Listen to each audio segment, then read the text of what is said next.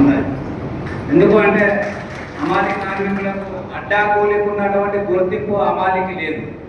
Sir కార్మిక శాఖ మంత్రిగా చేసాడు. కార్మిక శాఖ మీద ప్రతిష్టమైన అవగాహన ఉన్నది, అనుభవం ఉన్నది. వాళ్ళ వారసత్వంగా వాళ్ళ బాప అయితే చాలా గొప్పోడు. ఇలా భారతదేశంలో ఆయనను మర్చిపోయినటువంటి మహానుభావుడు. ఎందుకు అంటే పిఎఫ్ 95లో చట్టం వచ్చింది, అలా అందరూ పింఛన్ తీసుకొని బతుకుతారంటే ఆయనను యాడ్ చేసుకోకుండా ఎవరు ఉండరు. మరి అంత గొప్ప కుటుంబం నుంచి వచ్చిన వాళ్ళు కావక మా అమాలి కార్మికుల కన్నీళ్లు సుత దూరుతాననే మాకు ఆశ ఉన్నది. మొన్న సుత కార్మిక శాఖ మంత్రి గారిని కలిసిన వీళ్ళ బ్రదర్ ఇచ్చినాం, టైం ఇచ్చినట్టు కొద్దిగా నేను బిజీగా ఉన్నా, కొత్తగా వచ్చిన టైం తీసుకొని ఇస్తా అని చెప్పారు.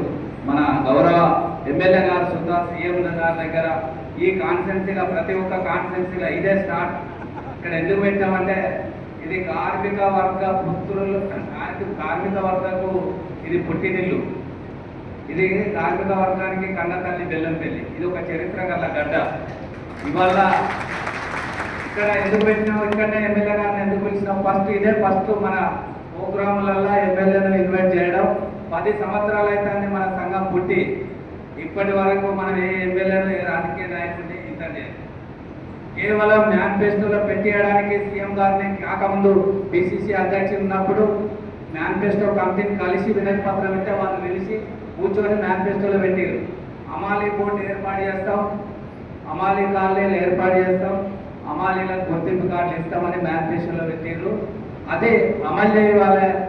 అది ఇక్కడి నుంచే, ఎందుకంటే వీళ్ళు ఒక కార్మిక వర్గ పుత్రులు, కార్మిక వర్గ సమస్యలన్నీ వాళ్ళకు ప్రతిష్టంగా అవగాహన ఉన్నాయి కనుక మనం ఇక్కడి నుంచే స్టార్ట్ చేయాలని ఈ జిల్లా మహాసభకు పిలిచి ఇక్కడి నుంచే సార్కు మన విన్నపించుకుందాం అనే దాంతో మనం ఇక్కడ స్టార్ట్ చేసినాం.